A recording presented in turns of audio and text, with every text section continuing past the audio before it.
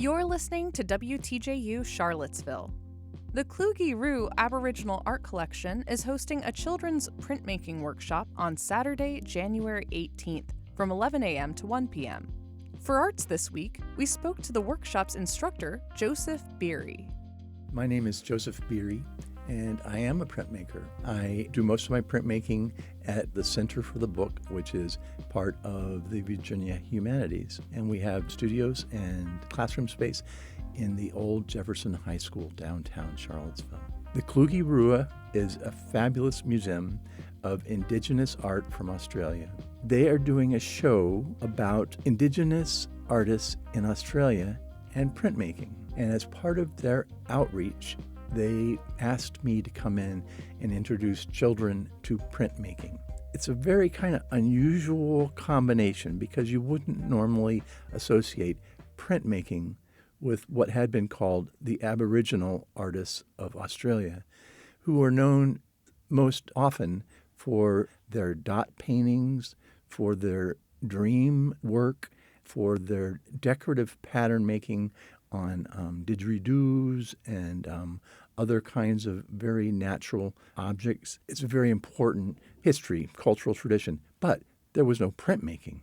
Printmaking is a Western idea and also an Asian idea, but the idea of using printing presses was a Western idea, which evolved about the time, a little bit before Gutenberg in the 15th century. So what happened at Kluge-Ruhe is that a fabulous man in Australia named Basil Hall, he used his skills to help Indigenous artists in Australia become printmakers.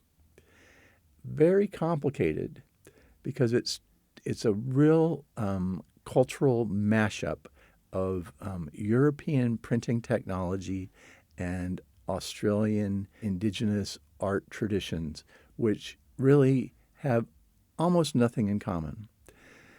But the Australian government had come to value the arts tradition of the Indigenous people there, which is probably the most important cultural tradition in the world, because the Indigenous people of Australia go back 65,000 years. So it's the longest continuous art tradition in the world. But it remained very much the same, not evolving much. Technology was not a big part of it. But mark making and the association of mark making with meaning coming from the spirit world, the dream world, or from the natural world as interpreted by the Indigenous peoples was very important. So when Basil Hall decided to interface with these communities, he took advantage of a relationship that the government of Australia had created in recognizing the importance of art in the Indigenous communities. They had established and supported art centers in these Indigenous communities.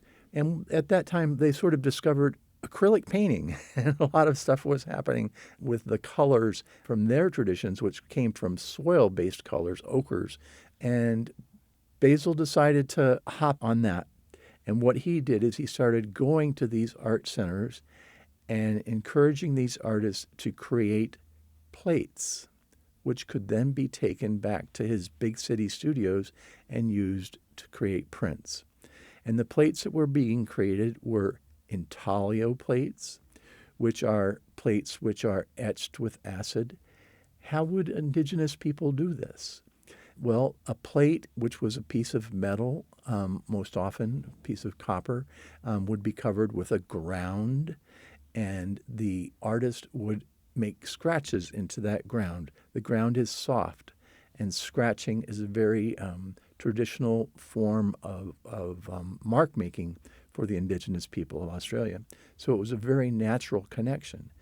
But then he would take these plates back to the city and etch them with acid and then print them on big modern intaglio presses, staying in touch the entire time with the original artists, talking to them about how the prints were going to be made and what colors to use. And it was very successful, and he did this for over 20 years. He created over 1,300 editions. So that's what Basil did, and he recently decided that he had all these proofs of the prints that he had done, 1,300 proofs, and he decided to donate them to the Kluge-Ruhe Museum, which is a phenomenal gift.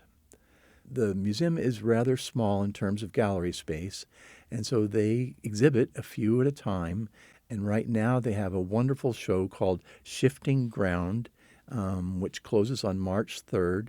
In this show are some fabulous relief prints and some lithographs and also some collagraphs, which I highly recommend that everybody go see because they're fabulous. And Kluge-Ruhe asked me to come and demonstrate collograph printmaking to kids and have them have the opportunity to do their own collograph printmaking. Collograph printmaking comes from the word collage, and it is an incredibly accessible form of printmaking. And it's as simple as taking a sheet of cardboard and gluing different objects to it. Because you're gluing objects to it, those objects have a three-dimensional presence or a relief. And you can ink that collage that you've created by gluing different objects down to the cardboard and then put a piece of paper on top of it and rub that piece of paper down with the palm of your hand or with a spoon and then pull the paper up and you have what's called a collograph. So I have used this technique with children and a basic printing press, creating simple collages quickly with young children. I use what's called craft foam, and they can create fantastical creations and then ink those up and print them on simple paper using a press that I created called the Book Beetle Press, which is a little desktop representation of essentially the Gutenberg-style press. And so it introduces students to not only collograph printmaking, but the history of the European printmaking going back through the Gutenberg press, which was a screw press. That's what I'm doing this Saturday at Kluge-Ruhe, and that's what I'll be doing again several more times at the Center for the Book through a program called Alpha Buzz, sponsored by the Virginia Humanities. The workshop this Saturday is from 11 until 1. You go to the Kluge-Ruhe website to sign up. If it's already filled, I suggest that you call and tell them that you want to come anyway. And the only thing I would remark upon is that children are required to have adults with them. The class is open to children aged 6 to 13, and registration is required. More information and registration can be found at klugeruhe.org. That's KLUGE-RUHE.org.